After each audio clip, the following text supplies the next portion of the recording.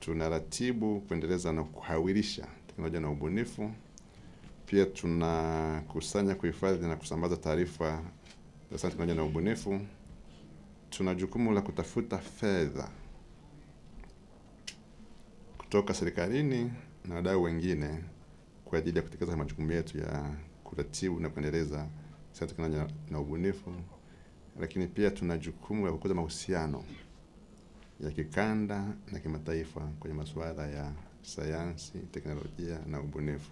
Sasa katika hayo yote ndo nitapitia yale ambayo tunaona kwamba ni mafanikio kwa serikali ya awamu ya 6, lakini naamini kwamba pia wengi wetu tumeshakutana siku zaidi ya mara moja, kwa nitakuwa na muda mwingi wa kuacha kwa ajili ya maswali na majibu, kusudi tukitoka hapa tuweze kuhabarisha umma vizuri zaidi. Sasa kwa kipindi cha miaka 4 cha uongozi wa Mheshimiwa Rais wetu Dr. Samia Suluhu Hassan, Tanzania tumeendelea kupiga hatua katika maendeleo ya sayansi, teknolojia na ubunifu. Kwanza kabisa, zaidi ya fedha za Tanzania bilioni 25.7 zimewekezwa katika utafiti, ubunifu na maendeleo ya teknolojia kupitia Tume ya Taifa ya Sayansi na Teknolojia, COSTECH. Tukiangalia kiasi hicho kinaonyesha ile dhamira ya serikali, sababu sasa hivi tunaongelea mapinduzi ya 4 ya viwanda, sayansi na teknolojia, kuonyesha dhamira ya serikali katika kuhakikisha kwamba taifa linawekeza katika sayansi, teknolojia na ubunifu kusudi angalau tuweze kushindana na wenzetu, tuwe sehemu ya dunia. Sasa hiyo fedha ambayo nimeisema imefadhili zaidi ya tafiti 50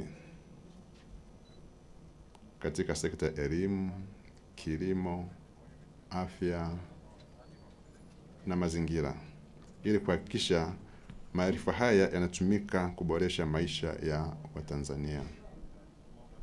Kwa katika nyanja mbalimbali utakuta kuna utafiti umefadhiliwa, umetekelezwa au unaendelea kutekelezwa ili kusudi kujibu changamoto za kwenye jamii yetu. Pamoja na tafiti 50 hizo, lakini kuna vituo vya ubunifu 111 aidha vimeanzishwa au vimeboreshwa. Kwa sababu ndugu waandishi, mtakumbuka sasa hivi ni mwaka wa 8 tunafanya yale makesatu. Makesatu ni mashindano ya kitaifa ya sayansi, teknolojia na ubunifu, na wote wanatoa vijana kutoka nchi nzima kwa ajili ya kushindanisha. Sasa hawa vijana tumesema COSTECH tuko Dar es Salaam na Zanzibar, na tunakuja Dodoma. Sasa vijana wako nchi nzima, wanafikiwaje?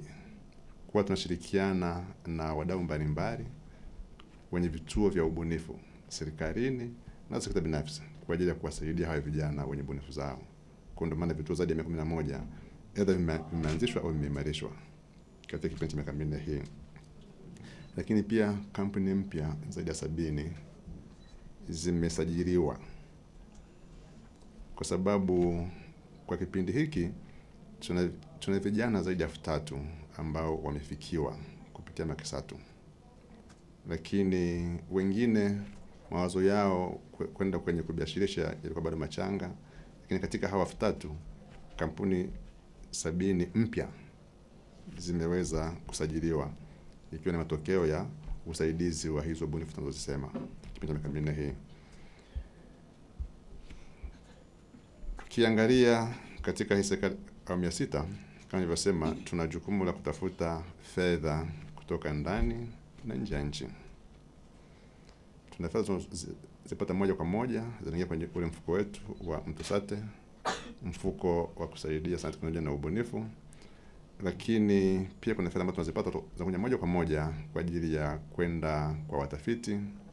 Lakini kwa kipindi hiki pia tofauti na zile nimesema zile bilioni 20 kule juu, pia tuna bilioni 5.65 ambazo COSTECH tumesaidia kwa kufanya mashirikiano kati ya watafiti wetu na watafiti wa nje. Kwa sababu COSTECH kama mratibu, na tumesema tuna jukumu la kufanikisha mahusiano kikanda na kimataifa. Kwa hiyo kupitia uratibu wetu, kuna baadhi ya miradi ambayo tumefanikisha. Kunakuta watafiti wetu wanafanya mashirikiano ya moja kwa moja na watafiti wa nje. Kwa hiyo kwa mtazamo huo, kuna fedha ambazo zinapatikana ambazo zingine haziingii COSTECH, lakini zinaenda moja kwa moja kwenye taasisi hizi. Lakini pia watafiti wetu wanapata fursa ya kupata kutumia vifaa vya wenzetu, sababu sisi kama taifa tuna vipaumbele vingi. Inawezekana hatuwezi kununua kila kifaa, lakini kupitia mashirikiano haya, kwa watafiti wetu pia wanafanya kazi kutumia vifaa ambavyo ni vya dunia ya leo. Kwa hiyo ule utaalamu wao unaimarika zaidi. Lakini pia mwaka jana mwezi 12 tulishuhudia wakati tunafanya ile STICE, ile mkutano wa 8 wa mwaka ule wa sayansi na ubunifu. Pale tulizindua fedha kwa ajili ya utafiti wa mabadiliko ya tabia nchi, fedha za Tanzania bilioni 6.3. Kwa mafanikio ndani ya miaka 4 hii. Kwa hiyo kwa mara ya kwanza nguvu zimewekwa kwenye kutafiti masuala ya mabadiliko ya tabia nchi. Kwa fedha bilioni 6.3 zilitengwa siku na kutamkwa 6.3, lakini niseme kwamba zile zilikuanza wakati ule na zimeshatolewa, lakini kwa ujumla mpaka sasa hivi ni takriban shilingi bilioni 10. 6 zimetoka, takriban 4 zitatoka muda mrefu kwa ajili ya masuala ya mabadiliko ya tabia nchi, utafiti tu. Kwa sababu ukiangalia tabia nchi ni mtambuka. Nishakutoa kutoa mfano kwa maana ya kwamba tabia nchi pia inagusa afya. Kwa sababu kipindupindu wakati mwingine ni uchafu. Sasa uchafu aidha maji hayapo, ni tabia nchi. Magomvi ya wakulima na wafugaji ni tabia nchi, sababu ya ukame.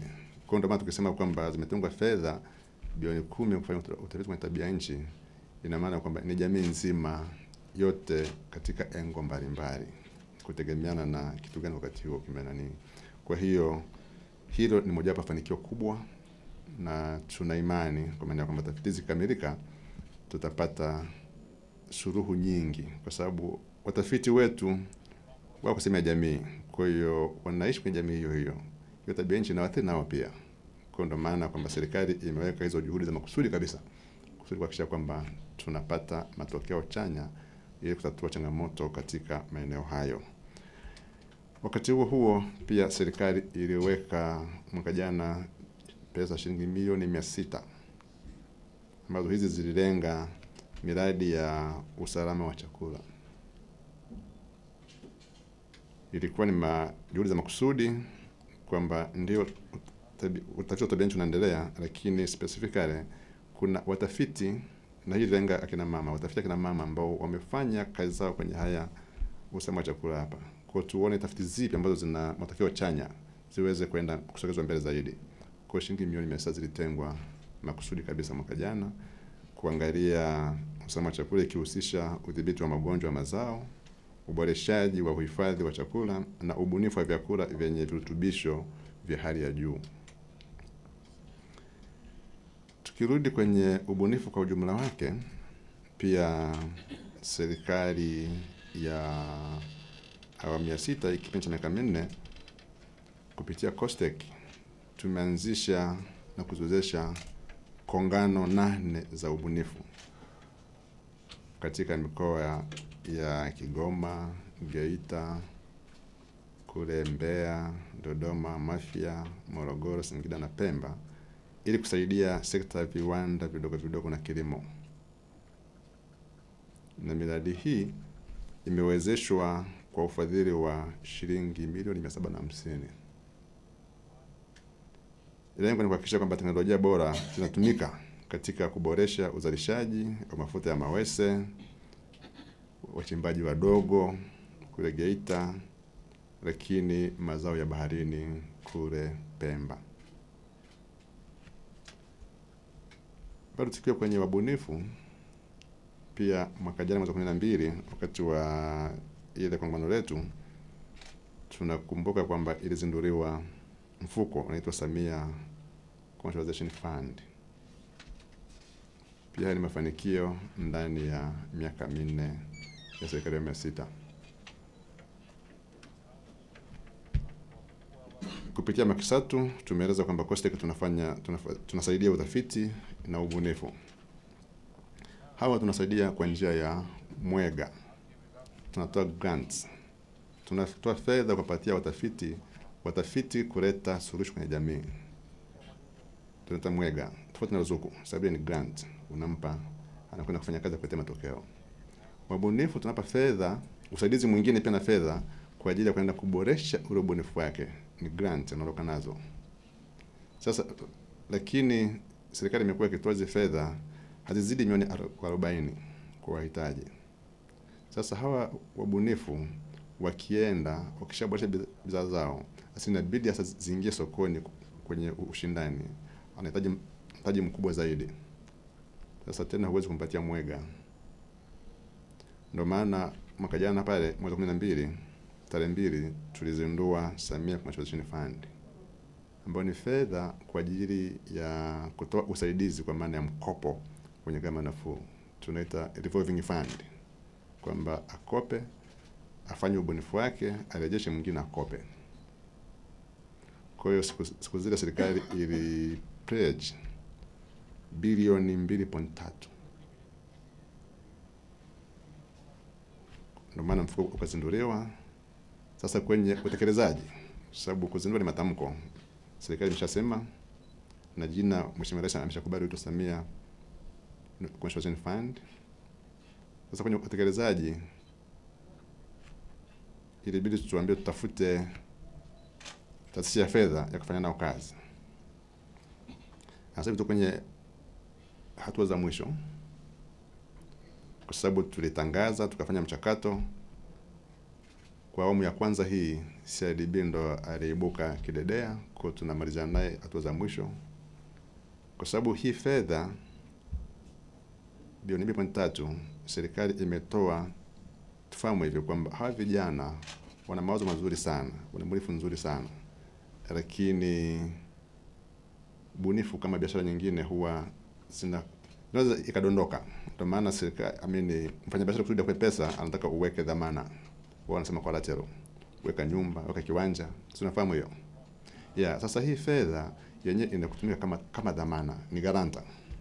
Kwa hiyo ni guarantee scheme kwa ajili ya kumsaidia huyu mbunifu, benki au taasisi ya fedha iweze kumkopesha mtaji anaotaka afanye, aingie sokoni, ubunifu wake auze, arudishe ile fedha, mwingine naye aweze kusaidika. Kwa hiyo kwa kuanzia kama nilivyosema tunaanza na benki ya CRDB, lakini mabenki mengi yalionyesha nia. Kwa tunategemea tukishajifunza mara ya kwanza then tutaongeza huyo kwa mengine. Lakini kwa kuanzia serikali imeweka dhamana hiyo ya bilioni 2.3. CRDB kasema atakopesha mara 2 ya ile fedha iliyopo. Kwa ina maana vijana kutakuwa na fedha ya kuanzia bilioni 4.6 kwa ajili ya vijana kukopa kuendeleza bunifu zao. Hii tofauti na ile ambayo watu wanatoa ya kawaida, ile ya mwega ya grant, ni kwamba serikali imedhamini. Taasisi ya fedha inatoa fedha kwa ajili kama kuwekeza kwa vijana. Lakini kwa sababu tumesema tunasaidia vijana, kwa hiyo tumejitahidi kwa maana ya kwamba iwe ni mkopo nafuu kwa sababu utarudishwa. Sasa michujo yake ni tofauti na ya kawaida. Sababu hapo mwanzoni tulikuwa tunatoa fedha, tulikuwa tunaangalia zaidi ubunifu wenyewe. Ni kitu gani amebuni. Sasa hapa taasisi ya fedha, sababu ya fedha inatakiwa irudishwe. Tofauti ile tulikuwa tunaangalia kama ubunifu mzuri, tumpe fedha kusudi aufanye wengine aweze kuwa na kitu kizuri cha kuonyesha. Sasa leo tunaangalia kwamba akopeshwe, ile fedha irudi, mwingine akope. Kwa hiyo kuna maana kuna uwezekano kuna ubunifu, kwa sisi tukasema huu ubunifu ni mzuri sana. Tukapeleka taasisi ya fedha kwamba hebu mkopeshe, sababu sisi tunamdhamini. Akienda kule benki anaangalia kwamba lakini unatakiwa urudishe. Kwa tuangalie soko ndasemaje. Kwa hiyo kuna uwezekano kwa mazingira ambayo kwamba mtu akana ubunifu mzuri lakini usipate huo mkopo, kwa sababu inawezekana biashara yake kwamba kwenye soko ni ubunifu ambao unatakiwa mtumiaji anatakiwa apate ruzuku na yeye, serikali imlipia au mtu mwingine. Kwa hiyo tunategemea kwamba muda ukifika tutajua cha kufanya, lakini cha msingi ni kwamba mawazo mazuri, COSTECH itapeleka taasisi ya fedha, taasisi ya fedha itaangalia mzunguko wa hii biashara ukoje, halafu wanapatia fedha. Kwa hiyo vijana, tuseme kwamba serikali ya 6 imesikia, na muda sio mrefu tuko hatua za mwisho kabisa za hiyo kuanza. Kwa nategemea ndani mwezi mwishoni au mwezi ujao mwanzoni tutaanza rasmi. Sababu tokea siku zile walivyozindua mwezi 12 mpaka sasa hivi tumeshatembea hatua zote, tumeshapata vibali vyote toka Benki Kuu, toka Wizara ya Fedha, kwa TIARA, kwa tuko vizuri. Kwa hayo yote ni mafanikio ya miaka 4 ya serikali ya 6. Sasa baada ya kusema hayo yote, tunakuja kwenye tunaongelea sayansi, teknolojia na ubunifu. Sisi sio wageni, tumesikia mara nyingi unaongelea mradi wa HEET. Mradi wa mageuzi makubwa ya kiuchumi kwenye elimu. High education economic transformation. Sasa katika kupitia mradi ule pia ukiangalia serikali imetoa fedha nyingi kwenye vyuo vikuu, lakini pia ikaweka na taasisi zake kwa maana ya COSTECH,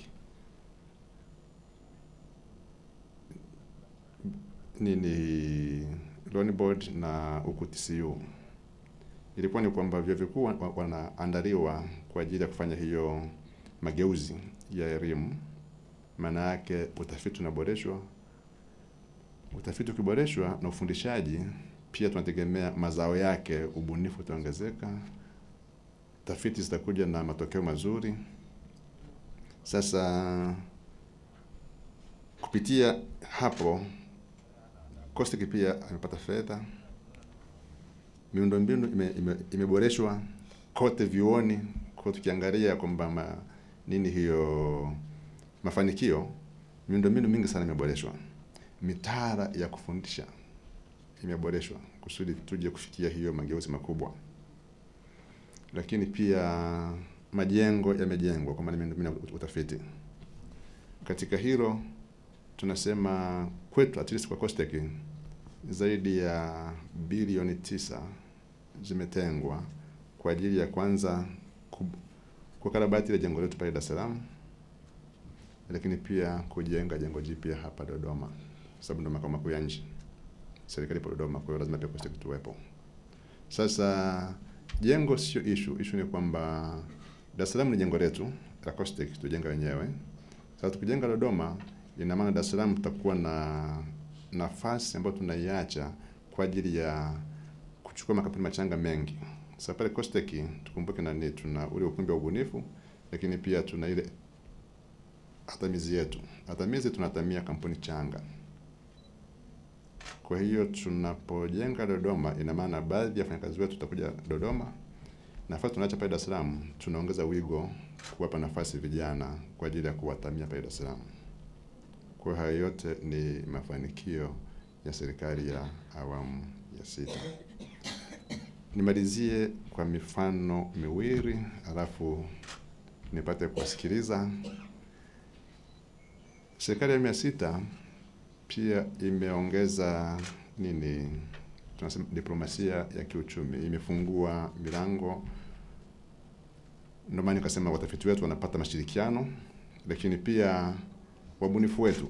Tuna mbunifu mmoja ambaye tunamtumia kama poster boy, lakini ni kijana ambaye hata hii serikali ya 6 imeweza pia kufungua milango akapanuka zaidi. Anaitwa Magira Tech. Sasa hivi yule kijana amefungua kampuni Dubai, amefungua ofisi Dubai.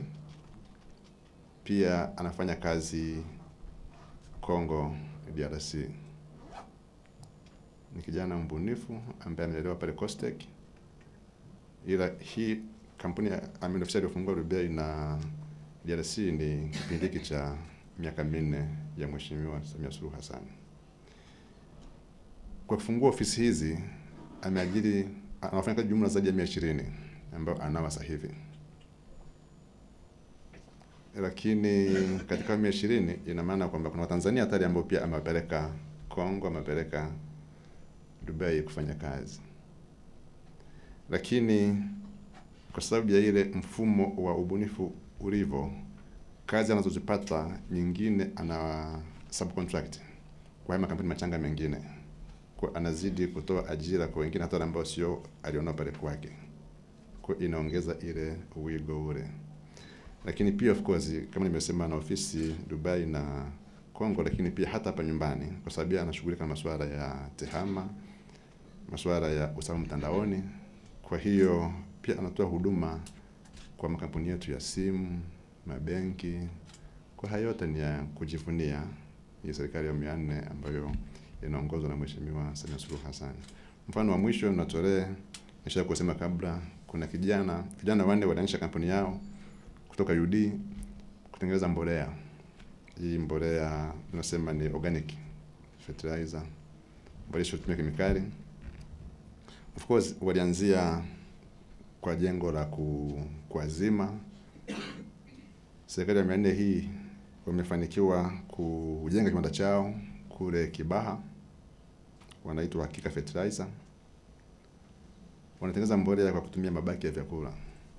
Leo asubuhi nilikuwa naongea nao, wanasema bado kwenye zao la parachichi wao ndo bado wanashikilia kusaidia kusafirisha nje ya nchi, kwa sababu sasa hivi Ulaya wanapenda sana mbolea ambazo hazitumii kemikali. Sasa kusudi usafirishe kwenda Ulaya, wanaangalia kwamba mbolea gani imetumika tunaifahamu. Kwa hivyo vijana mbolea yao wameisajili kwenye mamlaka za Ulaya. Kwa hiyo parachichi inavyosafirishwa sehemu kubwa inasimamiwa na mbolea inayofanywa na hao vijana ambao sasa wanasema wanatoa tani 5,000 kwa mwaka, na wameajiri vijana 12 full time, lakini pia wana vijana 15 ambao ni part time, lakini wana mawakala nchi nzima, especially nyanda za juu kusini. Kwa haya yote unaangalia ndo mafanikio tunayosema kwa jumla wake. Sasa kwa hayo machache nafikiri nimechokoza kusudi nipate kuwasikia na kujibu kwa ufasaha maswali yenu. Nashukuru sana. Asante sana. Asante sana Dr. Amos Nungu, mkurugenzi mkuu wa Tume ya Taifa ya Sayansi na Teknolojia. Na tumaini waandishi wa habari wamekupata vizuri, na naona wote wamekaa kimya, ikionyesha kwamba hawana swali hata moja. Yote wameelewa. Au yapo maswali? Aha. Basi tuanze na Kashaija.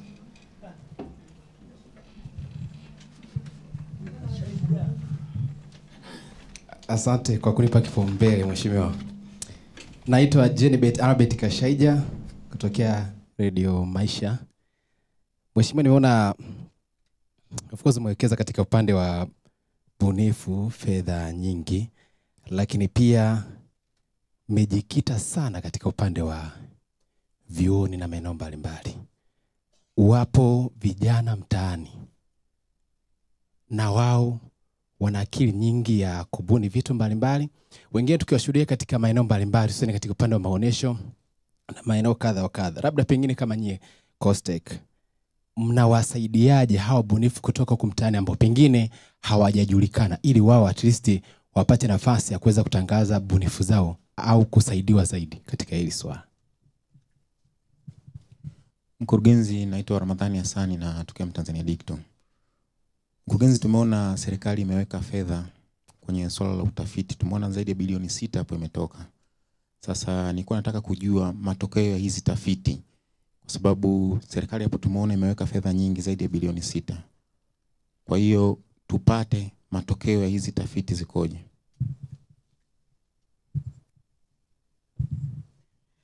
Asante. Naitwa Danson Kejage, niko Mwanahalisi Online na Raia Mwema. Mimi nataka kujua mmefanikisha vipi kuwasaidia vijana ambao ni wabunifu? Mnajua kwa hivi sasa kijana akijitokeza akatengeneza bunduki, yani kwa maana ubunifu wake ukafikia hapo, anakamatwa, anawekwa ndani badala ya kuendelezwa. Ni namna gani mmejikita kuwasaidia vijana namna hiyo, lakini pia kutoa uelewa kwa mamlaka husika badala ya kuwakamata na kuwaweka ndani, basi waone namna gani ya kuwasaidia ili waendelee kuwa bunifu zaidi.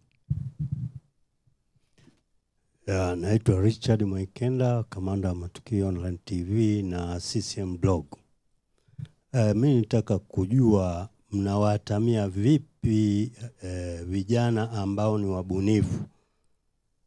Kwa mfano mimi nitatoa mfano, mwaka juzi alikuwepo dada moja ambaye alibuni mita ya kusoma gesi kwenye majiko, ambalo ni tatizo kubwa sana. Je, huyo amefikia wapi? Dr. naomba ujibu hayo. Yakitokea mengine pia tutawaruhusu waendelee kuuliza, maana naona Mwaikenda na swala jingine anataka kuuliza juu ya maparachichi huko Mbeya.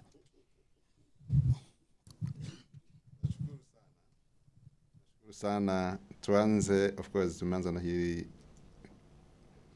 Radio Maisha kwamba vijana mtaani wanasaidikaje. Nafikiri kama nilivyosema, tuanze na ile Makisatu. Inawezekana wote sio hatujawahi kushiriki, lakini Makisatu tunaita ni mashindano ya kitaifa ya sayansi, teknolojia na ubunifu. Tulianza miaka 8 iliyopita na kitu kinaitwa National Innovation Week, wiki ya kitaifa ya ubunifu. Sasa vile tulivyoanza, tulijikuta kwamba wanao shiriki ni vijana wa vyuo vikuu au vijana wale kwenye sekta rasmi ndio wanashiriki. Kwa hiyo tukasema hapana, tubadili tufike wote, hata hawa ambao wako mitaani. Tukaanzisha Makisatu. Pale tunachukua vijana kuanzia chuo kikuu kuja R&D, kwa maana ya kwamba taasisi za utafiti na ubunifu. Tunakuja taasisi ambazo ziko chini ya NACTE, taasisi chini ya VETA, tunakuja shule za sekondari, shule za msingi, na watoto au vijana walioko kwenye watoto tunasema grassroots ambao ndio kwa mtaani hao. Kwa tayari tuna mfumo wa kufikia. Na nikutolea mfano mmoja, mwaka 2019 kuna mtu alitokea pale Kidongo Chekundu, ambaye yeye ubunifu wake ulikuwa ni kutumia kurecycle hizi taka za plastiki kutengeneza vipuri vya pikipiki. Yule bwana alishiriki mashindano akashinda, tukampa usaidizi kama COSTECH. Usaidizi wa kwanza ilikuwa ni kutafuta taasisi ambayo inaweza ikamlea, ikamwatamia kutokana na nature ya kazi anazofanya. Yuko Kidongo Chekundu pale ni karibu, tukapeleka DIT. Kwa hiyo sasa hivi yule bwana ana kampuni yake ya kutengeneza vipuri hivyo kwa ajili ya pikipiki. Ana kampuni yake, ana duka na ana supply. Ni mfano upo. Kwa hiyo ni kijana ambaye yuko sekta sio rasmi. Kwa hiyo kwamba hawa vijana mitaani tunafikia. Na pale COSTECH, tofauti na haya mashindano kusudi yafike kila mwaka, tuna dawati ambalo tunaita walk in innovators, kwamba wabunifu wanaokuja muda wowote, yana ubunifu wake, anakuja pale, anasikilizwa na kuongozwa. Na ndio maana sasa nimesema kwamba COSTECH haipo nchi nzima, tumeshiriki kuanzisha zile kumbi za bunifu 111. Kusudi kijana kule mkoani kule aenda pale usaidizi pale karibu, kusudi baadaye uje umfikie COSTECH. Kwa hiyo tunawasaidia na tunaendelea kuimarisha. Juzi kulikuwa na mkutano hapa Dodoma ARAT. Wizara tayari imeunda mwongozo kwa ajili ya kuwa na madawati ya sayansi kwenye halmashauri. Nia ni hiyo kwa maana ya kwamba vijana waende pale halmashauri pale wapate usaidizi. Kwamba kwa sababu bunifu nyingi ni kwa ajili ya kutatua changamoto kwenye jamii. Kwa kienda pale halmashauri kama dawati tayari lipo, ambapo dawati limeunganika na wizara, ndio watamsikiliza, kuna watamsaidia kwa pale pale, na kuna mengine watatoa taarifa wizarani, staff ya COSTECH tutamsaidia. Kwa hiyo at least hiyo mifumo wezeshi imewekwa. Tuje hili la matokeo ya tafiti.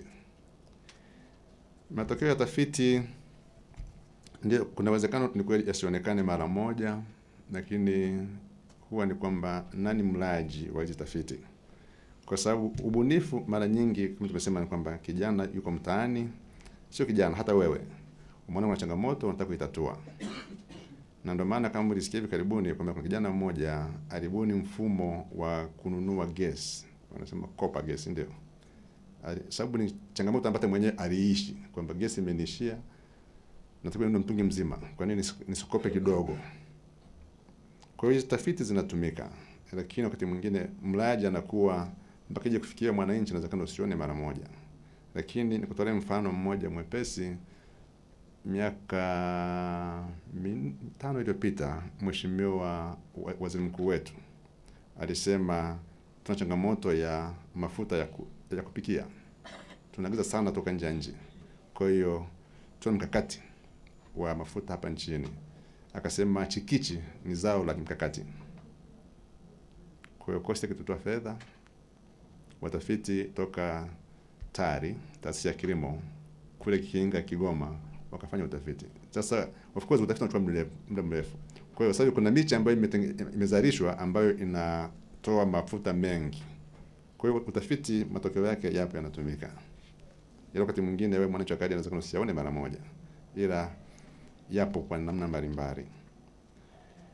Kuwasaidia vijana wabunifu, kwa mfano yule anatengeneza bunduki, ni kweli kuna hiyo sintofahamu kwa maana ya uelewa, lakini serikali siku moja huwa haizuii ubunifu. Serikali jukumu lake kubwa ni kumlinda mwananchi. Hiyo ndio jukumu mama la serikali kikatiba, lazima ulindwe na serikali yako. Sasa mimi wanatolea mfano yule mbunifu wa helikopta kule Songwe. Serikali haikumzuia, lakini kumlinda mwananchi nilisema hebu tuangalie pia usalama wa mwananchi, kwamba helikopta ikiruka juu ikanasa kwenye nguzo ya umeme ikaangukia nyumba, tutaambia serikali haiko makini.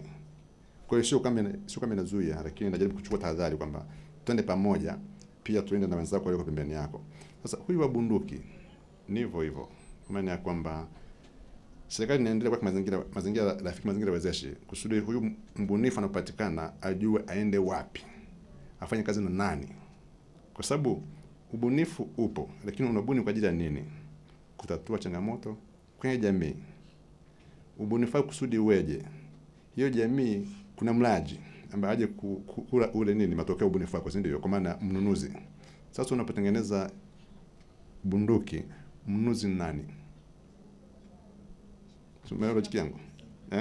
Jeshi la polisi na raia wengine wanaotumia bunduki. Lakini kabla hiyo raia kununua lazima apate vibali. Kwa hiyo huyu mtengenezaji wa bunduki hajazuiwa, ila ni kwamba serikali inaogopa hiyo bunduki isije ikaenda kwenye mikono isiyo salama ikaja kuathiri wewe. Sasa bahati mbaya ni kwamba katika kujaribu kusema jamani tuende vizuri, inaonekana kwamba huyu kazuiwa akamatwa. Hapana. Of course akifikiwa ni kwamba je, kama ushatengeneza unatengeneza ngapi, muuzia nani? Kusudi tujue kama serikali tuweze kuona kwamba ziko mikono salama. Kwa hiyo nikiri kwamba ndio kuna siku moja kuna kijana ameshawahi kunifikia kwa maana ya kwamba tumuunganishe na nyumbu, kwa sababu yeye anatamani, anapenda kutengeneza bunduki. Kwa hiyo shida ilikuwa niyo kwa maana ya kwamba mbuni kama huyu aende wapi? Lakini vinginevyo nani kwa awazuiwe? Hapana. Kwa hiyo ni mazingira yawe wazi, mazuri, kusudi ajue kwamba akibuni nani mnunuzi wake, nani anaangalia viwango na vitu kama hivyo, lakini haizuii. Kwa hiyo bado natoa wito, akipatikana waje COSTECH au mwandishi kujua yuko sehemu fulani, tutamfikia. Kwa mfano ile wa kama ni helicopter, COSTECH tunamfuata kule Songwe. Alipotangaza tunaonesha habari, tunamfuata kule. Tukamsaidia, sasa hivi ana bunifu nzuri sana ambazo anasaidia jamii ya wakulima. Hili la atamizi wa bunifu, kwa mfano mita za kusoma gesi, nafikiri kama nilivyosema, ubunifu zipo nyingi nzuri, na niseme kupitia Makesatu wabunifu wengi sana tumewafikia. Ndio maana tunajivunia mafanikio ya miaka 4 ya Mheshimiwa Samia Suluhu Hassan. Sasa wakati mwingine kuna bunifu zinatokea, unakuta tayari zipo zingine. Ninatolea mfano ubunifu wa gari la Masudi Kipanya. Ulipotoka Kabla yake miaka 2 nyuma tulikuwa tumeshapata ubunifu toka NIT, chuo cha usafishaji taifa, na yule mbunifu amekuja mpaka Makisatu. Baada ya Makisatu tukampa usaidizi kidogo tulipoweza. Baada ya pale akaendelea kaendelea maisha yake. Kwa hiyo wakati mwingine serikali kama tunasema inaweka mazingira wezeshi, lakini serikali haifanyi biashara. Serikali inawezesha, wafanya biashara wanawekeza. Kwa hiyo sisi serikali tunawezesha kusudi huyu ubunifu wake uweze kufika sehemu ukaonekana kwa wawekezaji. Ndio maana nimetolea mfano sasa hivi tunafanya kazi na taasisi za biashara, taasisi za fedha kusudi kutoa hiyo mikopo nafuu kuwekeza kwa hawa vijana. Sisi tumewezesha. Sasa nimetolea mfano wa ile gari kwa maana ya kwamba hao wabunifu wengine walikuwa wanabuni ile kufanyaje? Kuprove kwamba mimi naweza. Nimesoma, nimefundishwa, nimeelewa, nimetengeneza gari. Lakini hana ule mpango wa kwamba sasa hili gari lipita hatua zipi liende sokoni. Masudi Kipanya alipokuja alikuwa na wazo tofauti. Yeye ni yake ilikuwa ni kwenda sokoni. Na mpaka tunavyoongea sasa hivi yuko pale Tildo. Anatamiwa pale. Kwa sababu nia yake ilikuwa toka mwanzo alikuwa na nia kubwa ile kwamba lazima nifike sokoni. Sasa tukisema kwamba tumebuni ubunifu, serikali iuchukue. Sasa hivi nimesema tuna ubunifu zaidi ya 3000 ambao tumeshafikia mpaka sasa hivi. Sasa kila mbunifu serikali ikichukua haiwezi. Ila ni kama mazingira wezeshi hayo kusudi sasa huyu mbunifu na ubunifu wake aweze kupata mazingira hayo aweze kumsaidia kwenda hatua inayofuata. Ndio maana kuna hivi vituo vingi vya kusaidia kuatamia kwa sababu vijana waende mbele. Sasa kuna wabunifu kama nilivyosema tumesaidia vijana shule ya msingi sekondari. Ngoja nitoe mfano mwepesi. Tulivyoanza mara ya kwanza Makisatu yale. Tulipata vijana toka nafikiri mkoa wa Rukwa au Katavi. Walikuwa na ubunifu ambao amechanganya mkaa na parachichi kutengeneza dawa ya viatu. Kama mnakumbuka mliokuwepo. Ni ubunifu kwa level yake. Sawa. Sasa mwandishi ukisema huyu mbunifu tena alikuwa ni mabinti wawili. Huyu mbunifu mumsaidie hii dawa yake ya viatu iweze kukua iende sokoni iende kucompete. Parachichi ni chakula. Mkani tunaongea mazingira. Lakini kwa level yake ameweza kutranslate yale aliyofundisha darasani kuja kwenye kwa tunampongeza na kusema at least ile nadharia imeenda kwenye vitendo. Lakini huwezi kusema hii utabiasharisha. Kwa wakati mwingine tuna mazingira kama hayo, kwa maana ya kwamba kuna ubunifu tunauona, lakini mlaji sokoni anasemaje yupo. Sasa huyu wa gesi tayari solution kama hizo sokoni zipo. Kwa wanapokuja cost kama nilivyosema tuna dawati. Kila liko wazi muda wote. Tofauti na kutangaza kwa mwaka Makisatu, lakini pia tunayo walk in innovators, wabunifu wanaokuja kwa muda wote kupata ushauri. Kwa hiyo tunawashauri, tunakaa nao, tunaambia hiki hapa kiko hivi, tufanye hivi, tunasaidia na wengine kuunganisha na taasisi zingine ambazo zinatoa usaidizi zaidi. Kwa hiyo kwa hilo tunafanya. Kwa hawa wabunifu wote kwa kweli kwa asilimia kubwa tunawafikia na tunapa ushauri ambao unastahili. Kuna wengine tukiwashauri akielewa anabadili na kuja na kitu kingine ambacho kinawezekana kaenda na soko. Kuna wengine ndio unawasaidia hata kufikia kupata fedha, lakini soko halihitaji ule ubunifu. Sasa mwisho wa siku ni kwamba nani mlaji? Mlaji ni mimi na wewe. Sasa inawezekana ule ubunifu kwa wakati ule huhitaji. Nimetoa mfano wa huyu Kopa Gas. Ubunifu wake aliweza kupata, nafikiri mwaka jana walimhoji, aliuza, nafikiri ilikuwa ni milioni zaidi ya 600 hivi. Kwa sababu kukopa ndo hali ya Mtanzania ilivyo. Kwa maana kwamba sio wote wanaweza ukanunua mtungi ukaisha lakini huyu gesi tu kupotea pale. Sasa nani mlaji? Ni wewe au ni makampuni wale wanatengeneza mitungi? Changamoto iko hapo. Ndio maana kwamba ubunifu mzuri, lakini lazima ujue ile mnyororo mzima ukoje. Ubunifu wangu huu mlaji ni nani? Lakini otherwise tunawapokea na tuombe nyie waandishi pia mkiwaona mwelekeze kwetu au mtupigie sisi tuwafikie. Tunafikia na tunaongea nao. Nikupe mfano mmoja wa mwisho kabla hizo bunifu hizo, kusudi ujue kwamba wakati mwingine kuna bunifu nzuri lakini zinakuwa. Kuna mbunifu alikuja, yeye anafanya hizi nani plastic, si ndio? Siku hizi wana recycle, si ndio? Recycling, sasa yeye ile anatengeneza mafuta kutoka na ile recycle. Ni ubunifu mzuri sana, na waandishi nafikiri mlitufikia, alihojiwa, tulimfikia. Lakini ukiangalia kwenye uhalisia ni kwamba ile plastiki ni byproduct ya petroli. Wanapozalisha petroli ile ndio byproduct inakuwa hizi plastiki hizi. Sasa yeye anakuja kutumia hizo plastiki kutengeneza mafuta. Sasa nimwambia kinadharia ni kitu kizuri sana, ni ubunifu tunaona, lakini kwamba utatoa mafuta kiasi gani uweze yawe na faida. Kwa hiyo wakati mwingine bahati mbaya kwamba wakati mwingine tukiongea nao hawa wabunifu nyie hampo. Sababu alipoongea kwamba na ugunduzi wangu wa kutengeneza mafuta kupitia plastiki, tulimuona, tukaona video yake. Sasa tukiongea naye sisi kumwambia sasa tuende kwenye scale kubwa, tuzalishe mafuta mengi tuweze kuuza, inawezekana? Mwishoni anakubali kwamba haiwezekani. Sasa bahati nyingine nyie hampo, kama mnashuku kwamba tuwafikie kitu, tunafikia wote hao. Niwashukuru sana.